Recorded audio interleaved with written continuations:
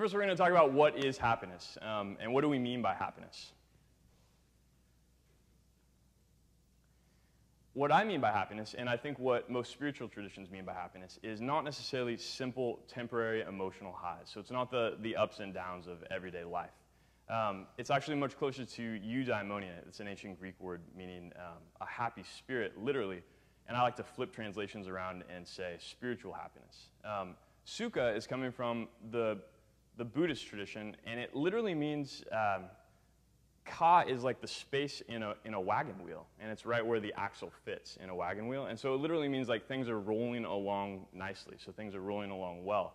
But if you take a more internal understanding, it's actually like a good space. And of course, you can flip it around and say a spacious goodness. Now, of course, happiness in the English tradition doesn't come anywhere near a spacious goodness. So a well-being is actually much closer to that translation. I like to think of it as a sort of deep joy.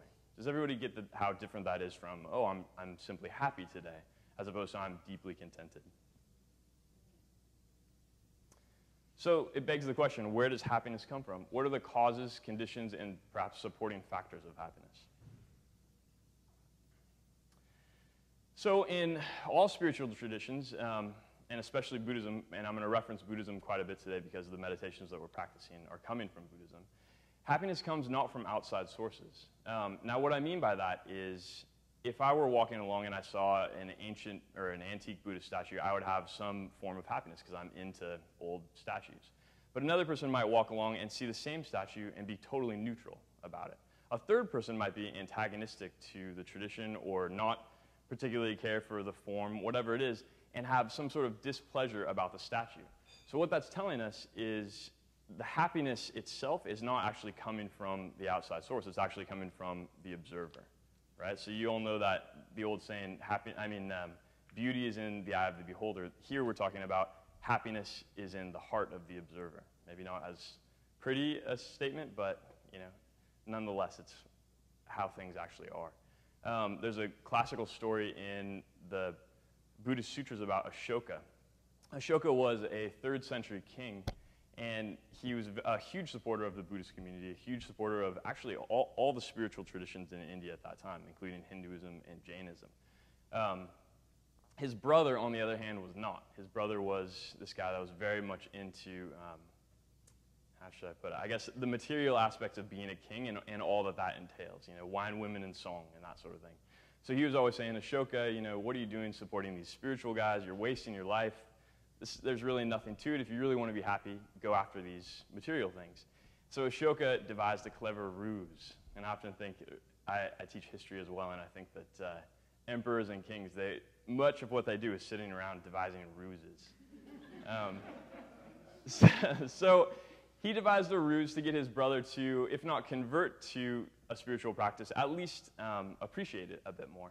And what he did was he went to his brother and he said, brother, I'm going to commit you to death, for sedition. I know that you don't approve of what I'm doing, and I can't have that within my kingdom. And it's ironic because if the brother had known anything more about Buddhism, he would have known that, of course, Buddhists don't often commit people to death. But for whatever reason, the brother bought it, and it, of course, freaked out. But Ashoka said, don't worry, I'm going to give you a full week to really enjoy palace life. In fact, I'm going to make you emperor. And you can do whatever you want. You can make whatever decisions you want. You can't kill me, and you can't kill anybody in my retinue. But other than that, have at it. Do whatever. So he left him alone for a week, comes back, and of course the brother didn't enjoy any of the palace life. And Ashoka says, well, why not? I thought that's what you wanted. And the brother says, well, I was too focused on my impending death to really take advantage of these things. And Ashoka says something along the lines of, we're all going to die. Shouldn't you focus on what really matters and what gives you lasting happiness? And then everybody lives happily ever after. Ashoka's brother becomes a committed spiritual practitioner. Now, I have another story, but maybe not quite as grand a story, but it happened to me. It was just maybe 2 months ago. I was invited to a fancy conference down in Los Angeles, and they put us up in this grand hotel. They gave us really lavish food. It was great.